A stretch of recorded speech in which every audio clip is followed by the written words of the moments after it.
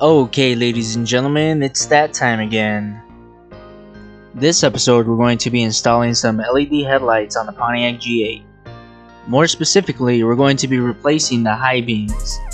But for starters, I got this fine piece of equipment over at Mavman LED, just one of the many places where I dump all my money.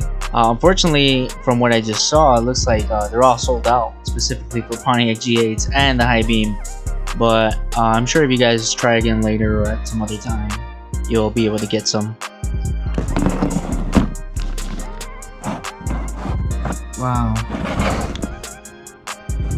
These look like some serious piece of hardware, I tell you.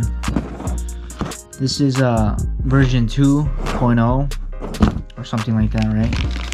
The new version, and that's pretty cool. It's supposed to be more efficient, higher output, you know, just better all around, I guess.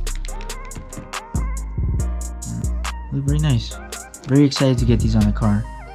You know, with the halogen bulb, like it really dates the car, so putting some LEDs underneath those under those really foggy headlights is gonna be a pretty big change.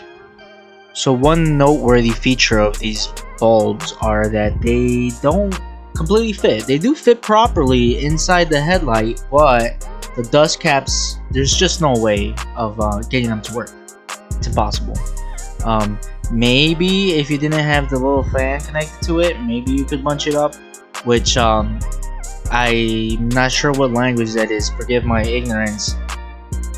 From what I can tell on the pictures and on the drawings on it, it's telling me not to bunch it up, so don't do that.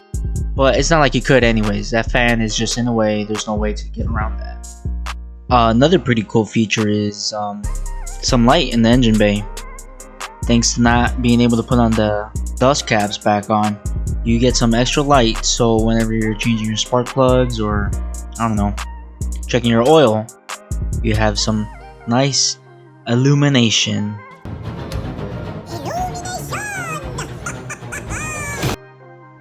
Now when it comes to sound, these fans are very, very quiet, almost inaudible if I'm being perfectly honest. The fan itself doesn't really get warm, as well as the mesh material also doesn't get very warm. I wouldn't worry about anything melting underneath your hood. Just, you know, normal heat. Now these bulbs are seriously bright. They put out 3,500 lumens. That's 1,000 over version 1.0, right? These things are seriously bright. You don't want to be caught looking dead into them.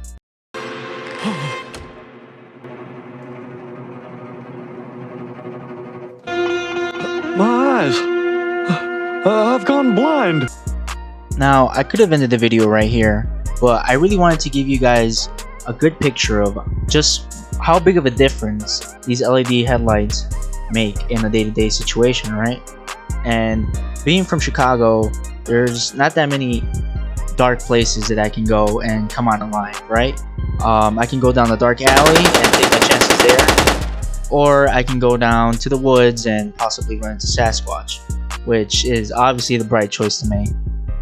So that's exactly what I did. I drove down to the woods just so you guys can get the best idea of what kind of a difference these bulbs will make in your day-to-day driving or hazardous driving or whatever kind of driving you're into.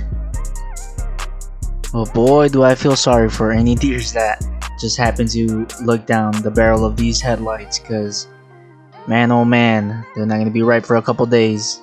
They're going to end up going home to their wives and saying, I've gone blind. Oh, good lord. It's very important that you don't forget how bright these bulbs are. You might have been adjusted to your old bulbs, but these are on a whole nother level. So you want to make sure you turn them off when there's someone coming on to you, just for common courtesy, you know. But that's about it for today.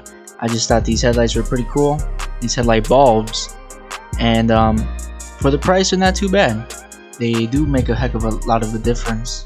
There you go, add that to your vocabulary. And I'd buy them again if I needed to.